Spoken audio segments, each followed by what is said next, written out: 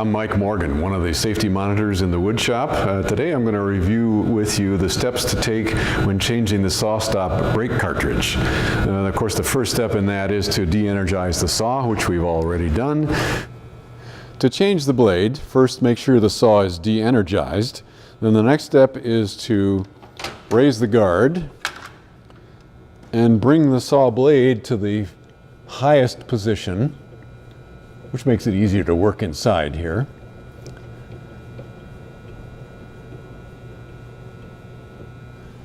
Remove the insert by lifting this tab in front.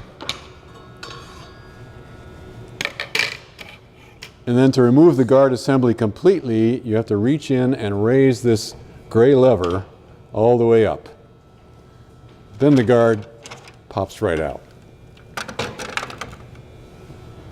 Then to remove the blade, you use the two wrenches,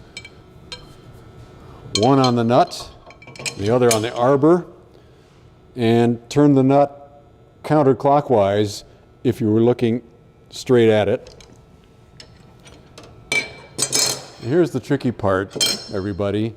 Take care not to drop the nut down into the innards of the saw. It's very difficult to retrieve.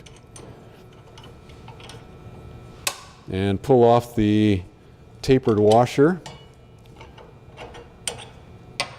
and the blade comes out. With the blade carriage all the way up, to remove the cartridge, the first step is to remove this pin with the red lever. So you reach down and raise it 90 degrees and jiggle it until it comes straight out.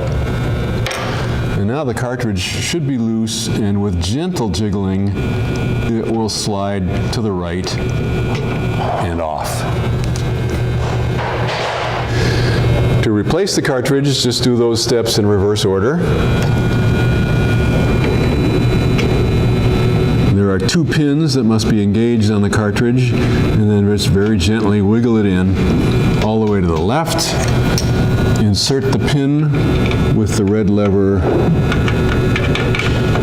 up, and then swing it down, and it's firm. Whenever a blade is changed, it's necessary, it's essential in fact, to check and if necessary adjust the clearance between the saw blade teeth and the surface of the brake cartridge. So what we're going to do when we install a new blade is check the clearance between the blade teeth and the cartridge at these 2 points marked in black. To do that, after the new blade is mounted, we use the feeler gauge to test the gap between the tooth and the cartridge. And in this case, that's too large a gap, so we would need to reduce it to the point where at both these locations, the gap is roughly equal to the thickness of this card.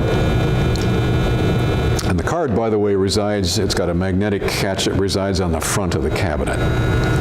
After you have adjusted the clearance, rotate the blade one full revolution to make sure the cartridge clearance is correct for the entire circumference of the blade. The reason for that is combination blades, for example, have different height teeth, and after a blade has been reconditioned, its diameter may actually vary slightly around the circumference, so it's necessary to make that check. If the clearance needs to be adjusted, remove the Allen wrench from the yellow plastic card, and the adjustment is done through this bolt with the yellow head right here. So turning the wrench clockwise will reduce the gap, and counterclockwise the reverse. So make small adjustments while checking with the feeler gauge to make sure the gap is correct. Then replace the guard.